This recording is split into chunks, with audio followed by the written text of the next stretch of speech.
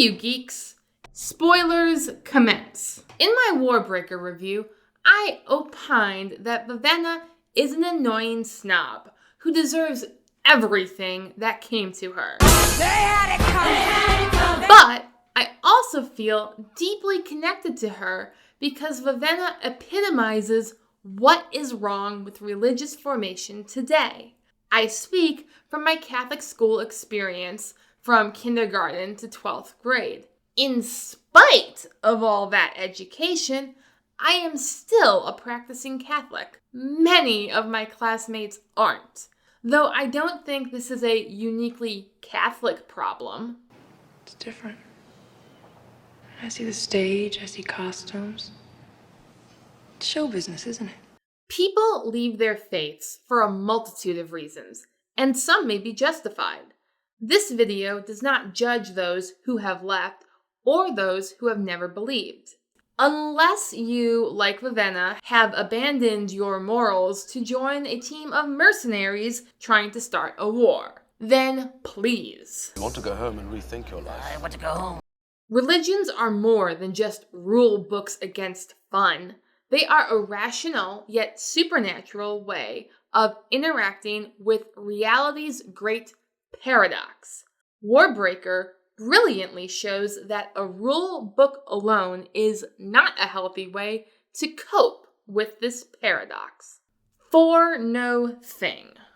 Vivenna understands ostracism first as an anti-Haladrin religion. No color, no awakening, no standing out. She could not. She had been trained for better. Tantrums were useless displays of arrogance. Don't draw attention to yourself. Don't set yourself above others. He who makes himself high will be cast low. We never find out what Vivenna's tutors actually taught her, or ostracism's actual moral philosophy. Yet, we know what Vivenna had learned. And that lesson is, of course, useless. Her preparation and study amounted to little.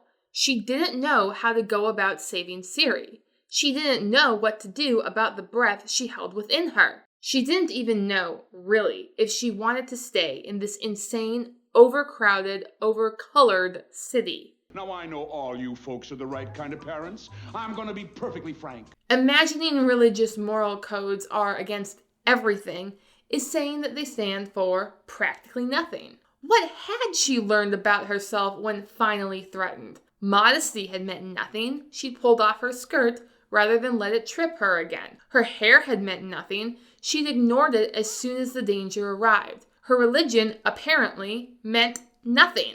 If you stand for nothing, Burr, what'll you fall for? Death.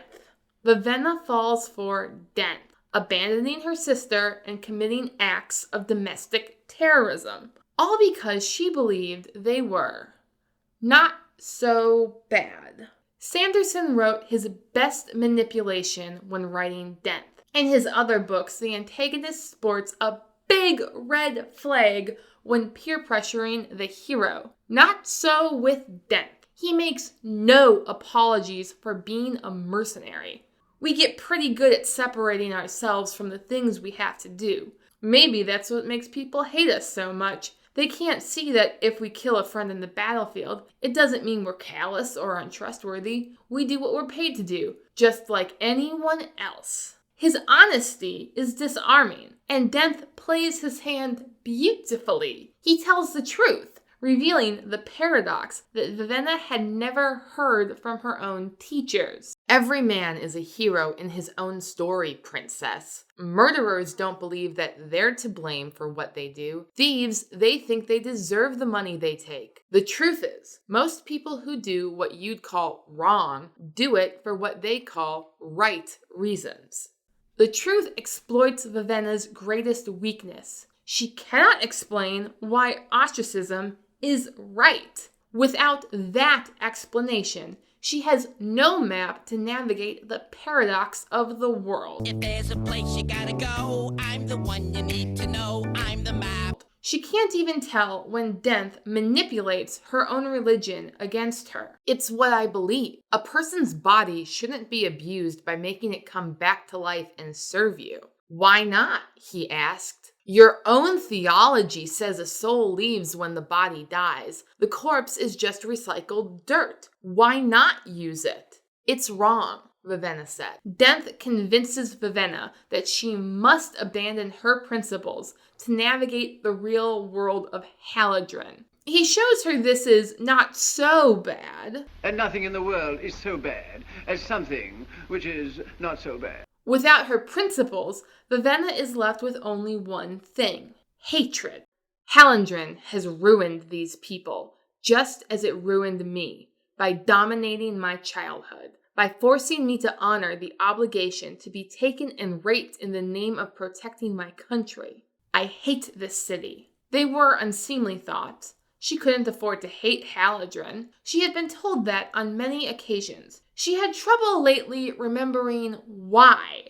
Without a firm hold on what was good about her religion, Vivenna was easy picking for Denth. And yet, ostracism is not a straw man religion. Sanderson wrote it better than that. Both is good. The real world and its religions are a paradox. Paradox, a most ingenious paradox. To make sense of this paradox, a religion deduces logical truths, but that when it suddenly becomes illogical, it has found, so to speak, an illogical truth. It not only goes right about things, but it also goes wrong, if one may say so, exactly where the world goes wrong. Its plan suits the secret irregularities and expects the unexpected. Now, I believe that the paradox of Catholicism perfectly aligns with the paradox of existence, which is why I practice. But I also know people of other faiths and beliefs have their own satisfactory solution to the world's paradox. Sanderson's religions and belief systems feel rich because they are just paradoxical enough. Even ostracism isn't as flat as Vivenna believes. It doesn't worship the returned, save one, the first returned, Vo. He had the 5 visions before he died. They must have come from somewhere. Ostracism even embraced awakening at one time. Vivenna's naivete wasn't only her blackout worldview. No colors anymore, I want them to turn black. It was also her belief that she was the only one who struggled within the paradox. Perhaps Vivenna wasn't the only one who struggled to believe 2 seemingly opposing things at the same time. The answer to the paradox is not the rule book. Rather, the good thing that the rule book is meant to protect. That's why Ciri, despite her poor education, can maintain her moral code, even surrounded by the gods of another religion. When I see something beautiful in nature, when I look at the mountains with their wildflowers growing in patterns that are somehow more right than a man could have planned, I know beauty is real. My inner cynic cringes at this rationale, but the apologetics of beauty is a valid but limited defense. You believe in beauty? Yes. Freedom? Yes, of course. Truth? Yes. Love? Though no defense is foolproof. In Warbreaker, Sanderson brilliantly conveys reality's paradox. Sometimes, when faced with 2 contradictory options, a person can say, Both. Both is good. with a clear conscience. Thank you for watching. Please like, share, and subscribe if you would like to see more. Your patronage is greatly appreciated.